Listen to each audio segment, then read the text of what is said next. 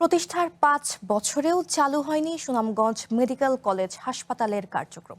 ফলে প্রয়োজনীয় indoor outdoor ও clinical প্রশিক্ষণ থেকে বঞ্চিত হচ্ছে এখানকার শিক্ষার্থীরা। এর প্রতিবাদে গেল ২১ জুন থেকে সব ধরনের ক্লাস ও একাডেমিক কার্যক্রম বর্জন করে আন্দোলন ও ধর্মঘট পালন করছে তারা। ভবিষ্যৎ হোক নিরাপদ, বিনিয়োগ হোক বিশ্বস্ত, আর আমার পছন্দ সল্ট বে। ওয়েলকাম টু সল্ট বে। দৃষ্টিনন্দন হাসপাতাল ভবন দাঁড়িয়ে আছে, কিন্তু সেখানে রোগীর চিকিৎসা নেই শিক্ষার্থীদের ক্লিনিক্যাল প্রশিক্ষণ। হাসপাতাল প্রতিষ্ঠার ৫ বছর পেরিয়ে গেলেও চালু হয়নি সুনামগঞ্জ মেডিকেল কলেজ হাসপাতাল। ফলে অনিশ্চয়তার মুখে পড়েছে মেডিকেল শিক্ষার্থীদের ভবিষ্যৎ।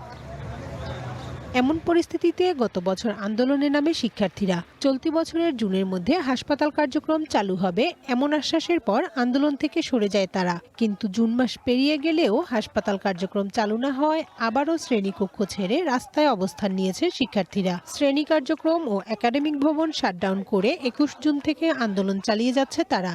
প্রশাসনের কোনো বিন্দু পরিমাণ মাথা ব্যথা তো নাইও, ইভেন আমরা কেউই জানি না আমাদের ইন্টার্ন কোথায় হবে। কোনো নজির আছে যে মেডিকেলের শিক্ষার্থীরা হসপিটালের জন্য আন্দোলন করতেছে? ৯৯% কাজ শেষ হয়ে যাওয়ার পরেও কেন হাসপাতাল চালু হচ্ছে না, সেই নিয়েও আমাদের মনে প্রশ্নের উদয় হচ্ছে।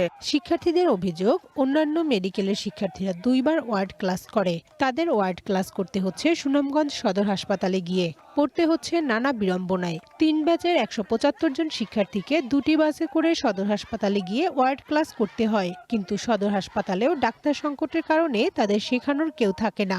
মেডিকেলে আমাদের যে কেসগুলো দরকার হয়, যে ক্রিটিক্যাল কেসগুলো দরকার হয়, সেই ক্রিটিক্যাল কেসের বিন্দু মাত্র সদর হাসপাতালে নেই। আমরা যখন ওয়ার্ড ক্লাস করতে যাই তখন আমাদের সদর হসপিটালের যে ডক্টররা ওনারা একটু হাস্যরস করে বলেন যে এটা আসলে একটা রেফার্ড হসপিটাল। হাসপাতালের নির্মাণ কাজ সম্পন্ন হয়েছে, কর্তৃপক্ষ চাইলে হস্তান্তর করা হবে বলে জানিয়েছে গণপূর্ত বিভাগ। দ্রুত হাসপাতাল চালুর বিষয়ে আশাবাদী জেলা সিভিল সার্জন। ওদের এই বিষয়টা নিয়ে কাজ চলছে, কিন্তু সরকারের কিছু প্রসিডিউর আছে, আপনারা নিজেরা জানেন, হয়তো কিছু কাজ একেবারেই এখন চাইলে এখনই করা যায় না। কিন্তু আমরা ওনাদের প্রতি জোর দাবি জানাই যেন সেগুলোকে যত দ্রুত সম্ভব স্টুডেন্টদের স্বার্থে সেই কাজগুলো শেষ করে দ্রুত সম্ভব হাসপাতাল চালু করা যায়। একটা হসপিটাল ভবন যেখানে ক্লিনিক্যাল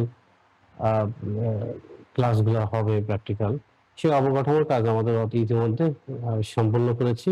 হসপিটাল কর্তৃপক্ষ যে কোনো সময় আমাদের ভবনগুলো চাইলে আমরা হস্তান্তর দিতে পারব। এ অবস্থায় হাসপাতাল দ্রুত চালু ও নিয়মিত ক্লিনিক্যাল ক্লাস নিশ্চিতের দাবিতে রাজপথে আন্দোলন করছে শিক্ষার্থীরা।